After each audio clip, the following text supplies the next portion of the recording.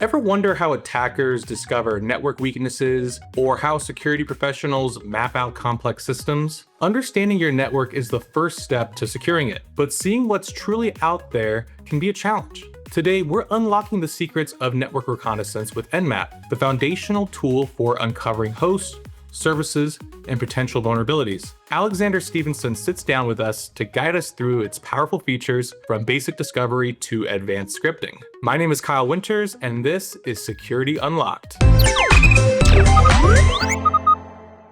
Alex, thanks so much for coming on the show today. Happy to be here, Kyle. So to start, what is network reconnaissance and why is it so critical in ethical hacking and security assessments? Great question. Well, network reconnaissance is your first step in information gathering.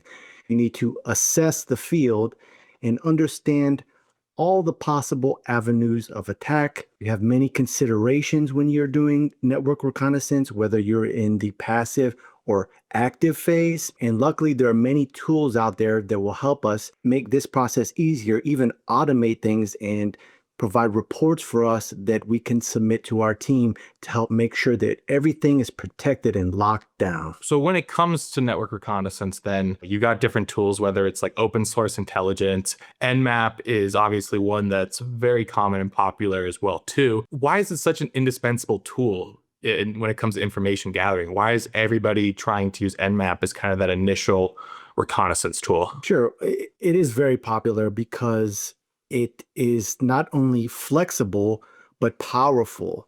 And it gives you some granularity as far as how deep you want to go, how intrusive, to use the technical term. You always want to watch your step and build up in complexity, not only when you're conducting ethical hacking, but when you're learning as well, right? And NMAP gives us that console, that raw output, raw commands that we can learn to grok this entire process and give us the detailed output that we really need before moving on to some GUIs and more automated vulnerability scanning. So when it comes to kind of that output that you just kind of mentioned, like what are some of the key things, the key objectives that somebody's trying to get by using NMAP? Sure. There are some standard things you're going to do with NMAP, including host discovery, services. You're going to do full port scans, aggressive scans. Really, it's in the user's hands how they want to use this tool. Extremely powerful.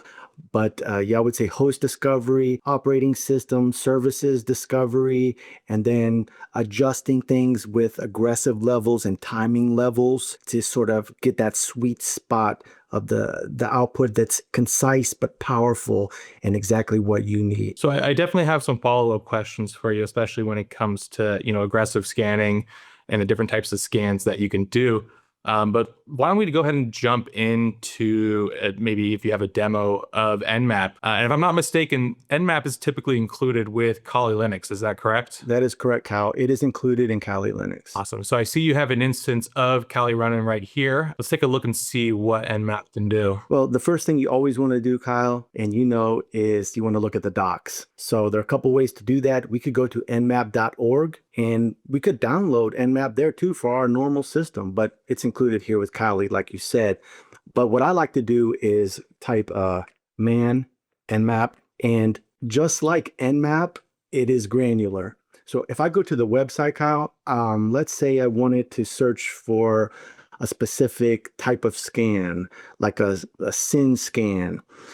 If I wanted to type, let me see, -SN. All right. So what I did was I did a /. I don't know if you can see here at the bottom of the screen, Kyle, but I'm in the docs. What I did is a /. It's at the very bottom. I did a / and lowercase s, capital N, and hit enter. And at the top of the screen, you can see it's highlighted in yellow.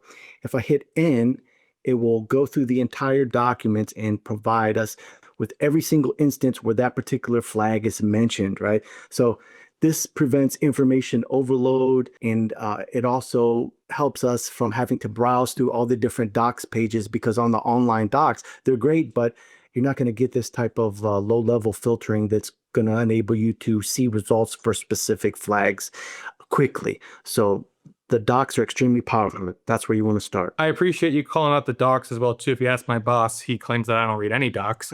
Little did I know that there's something called a Christmas tree scan as well too there. So that's something that I just learned right now as well too. Very interesting. For those that saw the webinar that we did last month on the ethical hacking for Cisco Networking Academy, we saw that we chain commands together. So before running NMAP, you need to get some IP addresses, right? So there's a couple different ways to do that. Against hackertraining.org, which we have permission to run these attacks against, I could just ping it with a count of, let's say, 3. This is a quick way to get the IP address here, right? Another way is I could do NS lookup. Instead, just say NS lookup. And here I get not only that one IP address, but sort of a range here. And then from here, my next steps would be to ping this range. So on the left side of the screen here, you see with the /22, it will cover from 108 through 111.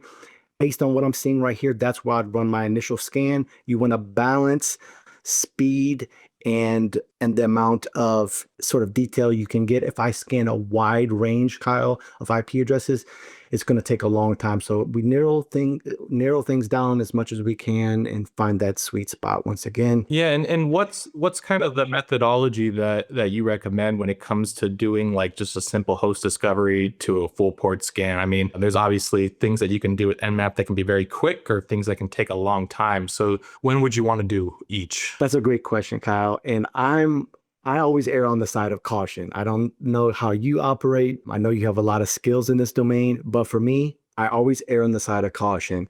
So the first thing I'll run here is the -SL, which is just a list scan. And this is just going to list the host for me.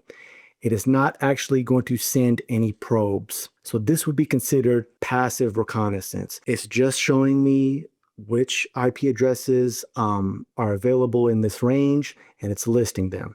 And then from there, we do the more popular -SN, and this will tell us if the ports are open or not. You're going to see instead of the 6 seconds for this -SL, it's going to take a couple seconds more. There we go, in almost 8 seconds. And now we get the additional information about which hosts are up, but we've exposed ourselves slightly more. So that's how I start. And I noticed you used -SN as well too, but with a lowercase n. So that would be a subnet scan, and case is important when it comes to the parameters that you're providing it. Is that correct? That is correct. And with these flags, I often have to look them up myself. I'm not ashamed to do that. I find myself Googling them sometimes. Same. But -SN is just a ping, called a ping scan or a ping sweep, whatever you want to call it. The first scan of live hosts to see if they're up is that -SN. So you start with kind of a more broad, lightweight scan just to understand what's out there. Mm-hmm. And then you start to kind of narrow in and go a bit more,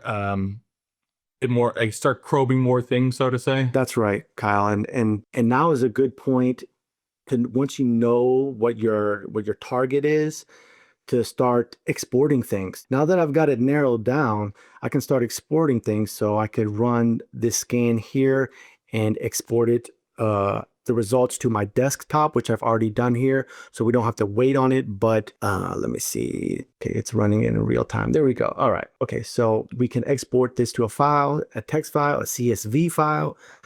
And now with AI, this is very powerful because we can export the results and use RAG, different type of AI techniques to sort of interpret this information for us, depending on what we want to get done. So you got information now on the different hosts in the subnet.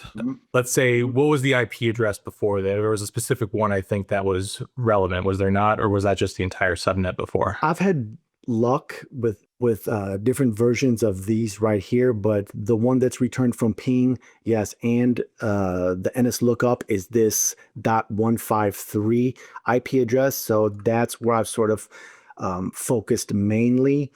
Sometimes it's the more obvious things, and sometimes it's the hidden things. You want to make sure you cover both. So start with the obvious and dig deeper. Makes sense. And then we have a SYN scan here. So a SYN scan is the -SS, running that, which we need. It's more powerful, so we need the pseudo password for that. This is the most default and popular scan right here, Kyle, is the -SS because it's inobtrusive. If you're running a TCP stack, this will work against it, and it never completes the connection. It just sends the SYN. The acknowledge part of the transaction is not completed. So we can just run this and see which port is open. 22 is open, right? SSH. And so now we're getting more information. We're getting the goodies. Now we're seeing some avenues of approach. So this is still considered stealthy in a sense. It's not something that many types of intrusion detection systems might pick up on, is or any kind of network behavioral analysis tools. Is that fair to say? I would say that's definitely fair to say, Kyle. Of course, with these advanced services, I wouldn't play around and gamble, but yeah, I would say you're still safe at this point. The documentation lists this as a safe command because it doesn't complete the connection. So I would go with the documentation and say, yeah, you're still good. You're still passive. You're still safe with running this -SS. Very cool. And then with this command, you see not a lot of information, right? We have one line here, but one thing with NMAP that is common with a lot of Linux tools is the -VV. So I can increase the verbosity with this. And this is great for learning too, because we can see what's going on under the hood. Scanning completed, the SYN scan gives you time, looked at how many ports were scanned. We get some details here. Time to live, how many raw packets were sent. So it's up to the user how much fun they want to have digging here. And always do this in an approved environment as well, of course, correct? Correct, Kyle. Yeah, you don't want to mess around and get yourself into any trouble. Scanning things that you have no business scanning. For ethical hacking, we should always have permission. There's special cases. There's the black box hacking, which you know more about than me. I think you went to Black Hat this year, isn't that right? Yeah, it was a good time, and there was a lot to learn there. Yeah, very good stuff. So the scan that you did, this Verbo scan, it's telling me that SSH is running. Is there a way to go even deeper to tell me like what version of SSH is running and to get kind of more details? Because as somebody who's an ethical hacker, versioning, knowing what version or piece of software something's running is obviously very important in knowing what vulnerabilities are available. Sure, that's right. Because if we can see one of those versions that's outdated in these initial scans, that's something we can come back to our team with and patch right away. That's an easy fix, low-hanging fruit. But this port enumeration in service fingerprinting command right here should give us that information. Let's see what it looks like. Okay. Open SSH 9.3. So this is getting us exactly the type of information you're talking about. Very useful. Is this the same as aggressive scanning, or is aggressive scanning something different? Because you mentioned that earlier. I want to make sure that we all understand kind of where the line goes between what might be considered still passive and what might be considered an aggressive scan. Well, this one that we've just done right here with the fingerprinting, how I like to remember it is when we cross from enumeration to fingerprinting, we're definitely getting into the active phase, although sometimes the enumeration can be active as well. But as far as the aggressive scan, that combines some different scans that is definitely offensive in nature, including trace route, default scripts, version detection, OS detection. This is the aggressive is the one and all that covers everything. This is also going to take longer when we do the aggressive scans. Not only do they take more time, but they generate more noise and expose ourselves to these intrusion detection systems. So that's something to be wary of. That makes sense. Do you have an example of an aggressive scan so we can kind of compare what it looks like? Yeah, to be totally safe, I'm going to run an aggressive scan against myself here. So we have some SSH host keys here. We have my operating system information, Linux kernel running OpenSSH. Port 22 is open, one IP address. So as we can see, sort of a combination of the things that we've been doing previously, just in one aggressive command. That's very cool. Now, is there a way to kind of script things and take things another step further? I've heard that NMAP, it has a scripting engine, if I'm not mistaken, and I've kind of checked out some of it before. Can you just show us a little bit of NMAP scripting capabilities and any particular NMAP scripts that you tend to like? Sure. There is the NMAP scripting engine, NSE, that is included.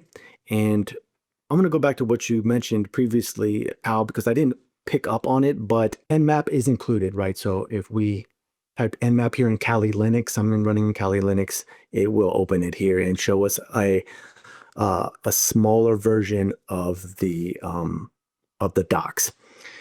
But yeah, scripting is included. I have a couple scripts here for us to show how that works. Default script, and hopefully we'll have time to come back to the timing topic because that is very important, especially when you want to obfuscate what you're doing. Sometimes timing, if you adjust the timing, you can sort of fool the intrusion detection. But back to the scripts. Yeah, I can run this script right here, the default script against myself with the ON flag, output normal, and I've indicated where I want the script results for this default script to output. So I run it here in the command line, and that script is included, right? I didn't create this script. It is automatically there, and I can see the results. So if we go here, where is default? The results of the default script, very nice here, service detection performed. Very beautiful output of that default script. And we can chain these together too to get advanced. Take the output from one script and run it in another script. Very exciting stuff. That's very cool. Yeah. And you mentioned timing as well. So you're saying that there's a way that you can adjust kind of the speed and frequency that these things are occurring to evade detection? That's right, Kyle. And this next command here sort of combines them because it has us running a script, but also using the -T flag. There's 5 varieties of the -T. -T0 all the way to -T5. 0 being the slowest version and 5 being the super fast version. This will run a script, the default as well as the vulnerability script, and store it here in something called a final report. As I was saying about the timing, it's all about balance. Often I find myself running 2, 3, or 4. 0 is very slow. I mean, I like to err on the side of caution, like I said, but even that one is just a snail's pace. I don't have enough time to be waiting on that, so I'll run the more quick 3 or 4. 5 is sort of like making a lot of noise, right? You're going to make yourself known running the 5.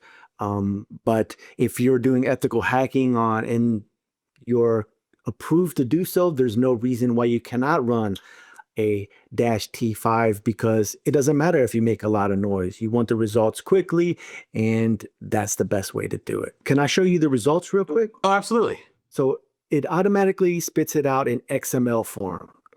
All right, this, unless you are running AI, you're going to have a little bit of difficulty making sense of this, but I was able to export it into this type of file right here. So this produced a final report. And this is something we covered in the ethical hacking seminar for the Cisco Networking Academy, Kyle, is that reporting might be the most important part of ethical hacking because that's what's going to get you paid. That's what you need to make sure that you perfect. And this command, this script will create this final report for you. You're going to need to elaborate on it. If I submitted a report of just text to my boss, you know that's not going to be enough. We're going to need to extrapolate the information, maybe add some graphs, include our analysis, and most importantly, check for false positive. That's the danger in this field. You know all about those false positives. So even with these automated scans, I don't trust them. Even with the AI, 100%. I'm going through with a fine-tooth comb and I'm looking for those false positives. Totally. And I mean, false positive, anything, you always want to validate your results. And doing that in a human way is always going to make sure that you're tracking the right things at the right times. Alex, this demo has been awesome. I know there's a lot of folks out there who are maybe CCNA learners or professionals, networking folks who maybe don't have a significant focus in security, but are adjacent to security in some sort of way. How should folks integrate NMAP into their existing skill sets, and how should they leverage it as they prepare for things like a CCNA exam? This is a tool you want in your toolbox. I'm glad you said that, Kyle. This is one of those essentials that you need to know from the command line. Grokking, or understanding at a visceral level the command line in all things, will carry over from networking to DevOps to security. NMAP is one of those tools like NSLOOKUP, which we showed at the beginning here, and WHOIS are some commands you want to make sure that you have in your toolbox. And they're going to give you that deep understanding. The more lines of code that you look at and you analyze, the better you're going to become intuitively at understanding this entire environment. Some people joke about ghosts in the system, but to truly be a force for good in a network, you need to have the spirit and the humility to get down and dirty and understand these codes and commands, including NMAP. 100% recommend for anyone in a technical field. Very well said. And if somebody's new to NMAP or just new to ethical hacking as a whole and they want to learn more about it, where can they go? What resources are available? I would definitely say everyone should follow you, Kyle. But beyond that, there's the Cisco Networking Academy that has the ethical hacking course that covers NMAP in depth. That is where I would start. They provide a Kali Linux you can download onto a virtual machine of your choice. Anybody with a laptop and internet access, practically anybody, can learn about it this way. Cisco Networking Academy. Take advantage of these free resources and then skill up when you get a chance. Awesome. Alex, it's been so great having you on the show. Hopefully we'll have you on again here soon. But thank you so much. Absolutely appreciate it, Kyle. My pleasure. All right. And I look forward to seeing you all on the next episode as well. Take care.